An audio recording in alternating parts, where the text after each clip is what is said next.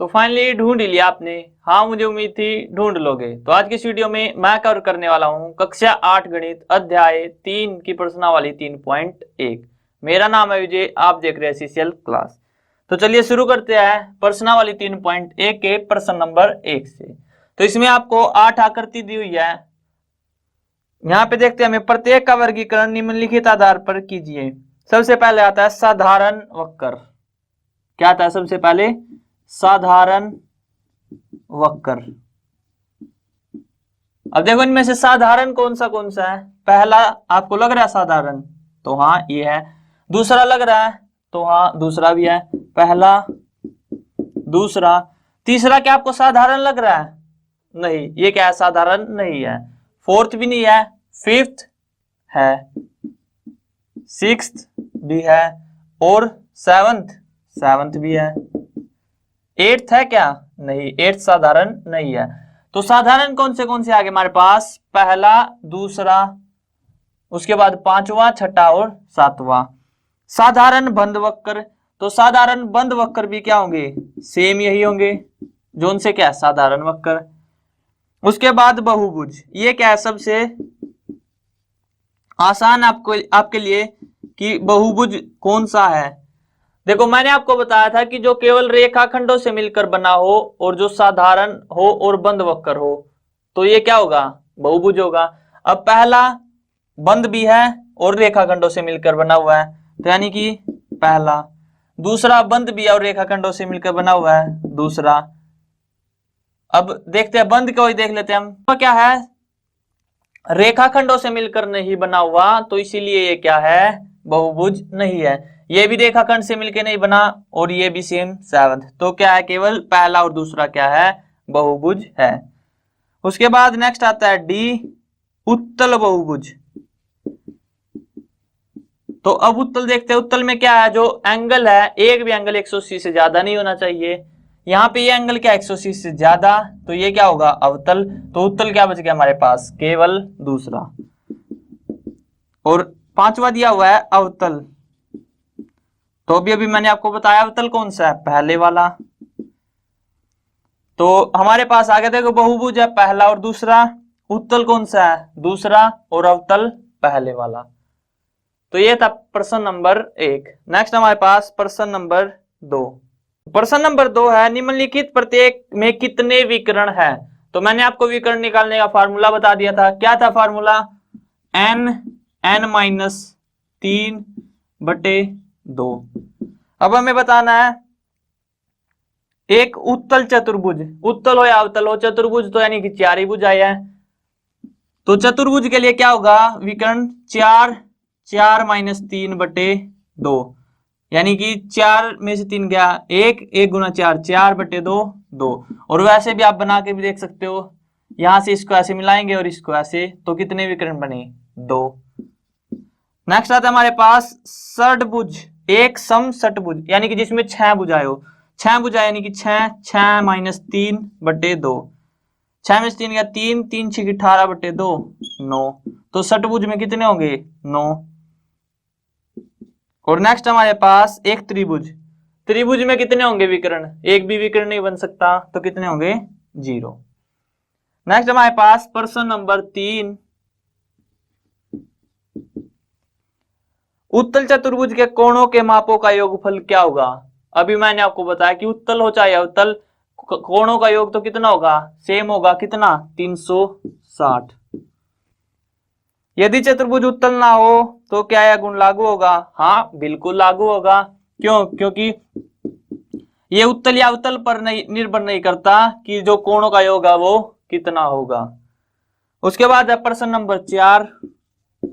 देखो प्रश्न नंबर 4 में क्या दिया हुआ है? आंतरिक कोणों का योग, और वो फॉर्मूला इन्होंने बना के बताया हुआ है। तो क्या फॉर्मूला? n-2 into 180 degree.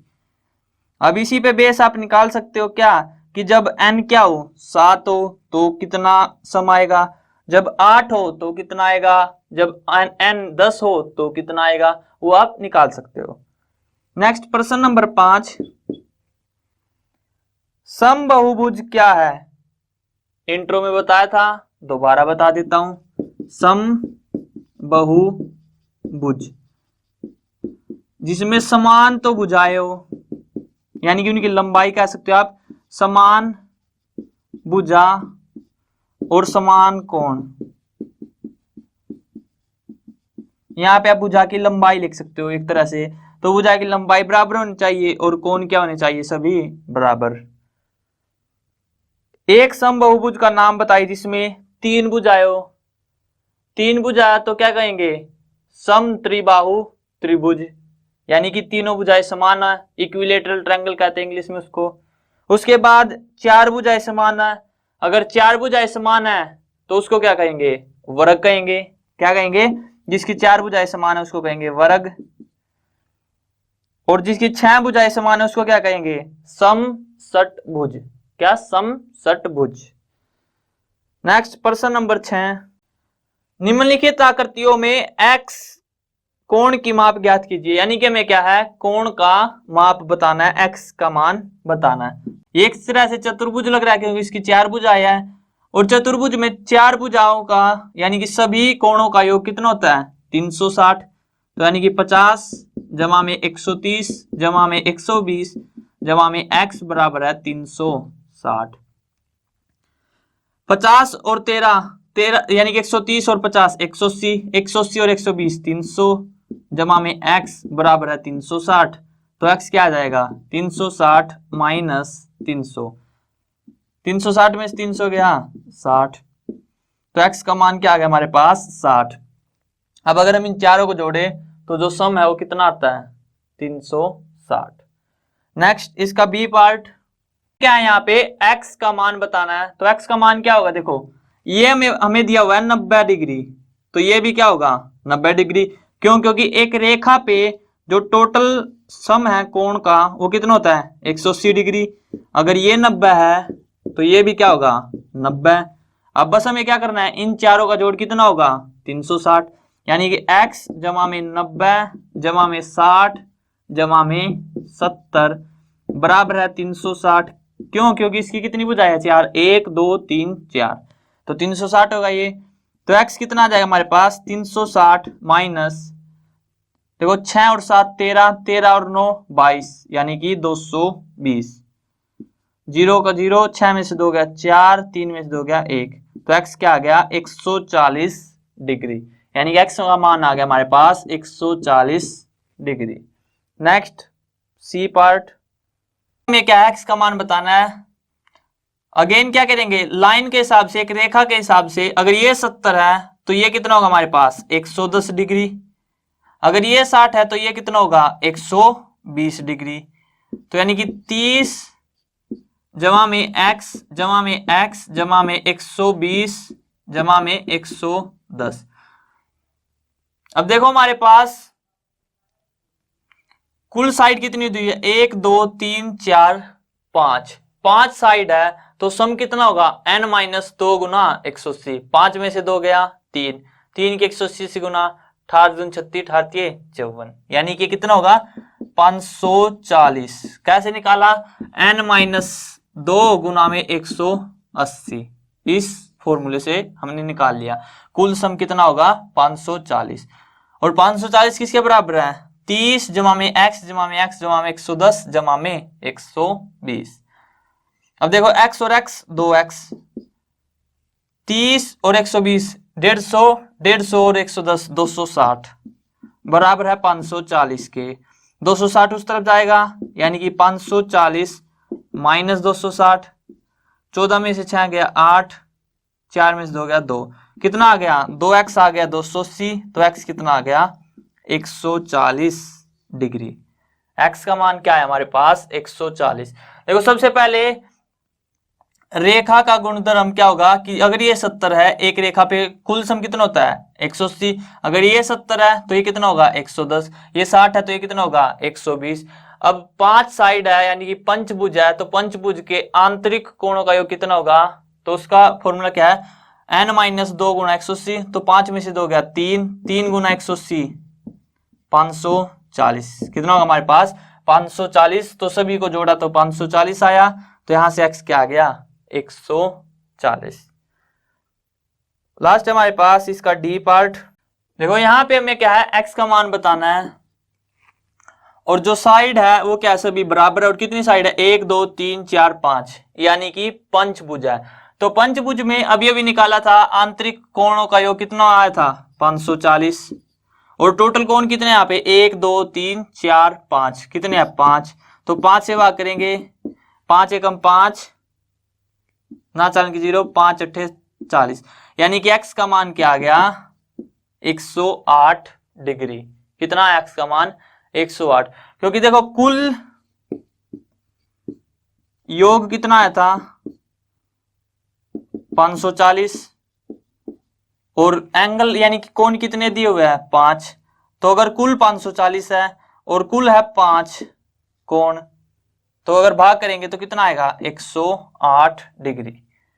अब आते हैं हम प्रश्न नंबर 7 पे। x प्लस वाई प्लस में z का मान हमें बताना है। देखो रेखाखंड के हिसाब से अगर ये 90 है तो x भी क्या होगा हमारे पास, 90। अगर ये 30 है तो z कितना होगा हमारे पास, 180 में से 30 गया 150। और देखो ये 90 है, ये 30, तो 9 और 3 12, 120, तो ये कितना आ गया, 60।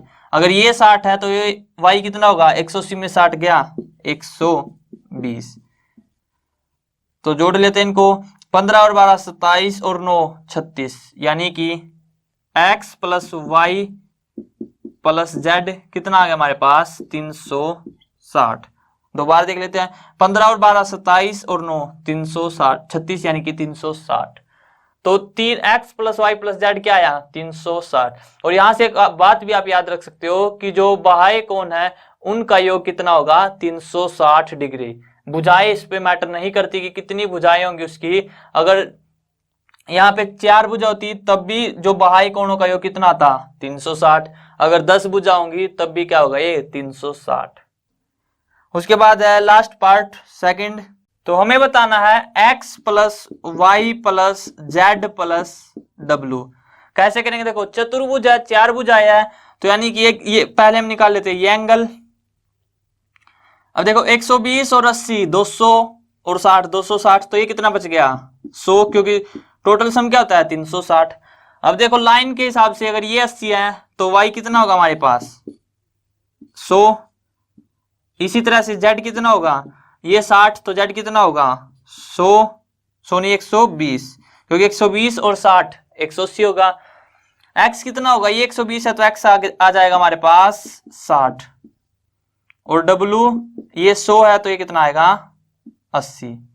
अब अगर इनको जोड़े तो 100 और 20, 100 और 120 220, 220 और 80 300 और 60 360, यानी कि x plus Y plus Z plus W क्या आ गया, 360। और वैसे भी ये सभी क्या है, बाह्य कोण z w x और y, इन सभी का जोड़ कितना आना था, 360। तो यहाँ पे वीडियो एंड करते हैं। आई होप आपको क्लियर हो गया होगा। अगर वीडियो पसंद आए तो वीडियो को लाइक करना, और अगर चैनल पे नए हो तो चैनल को सब्सक्राइब कर लेना।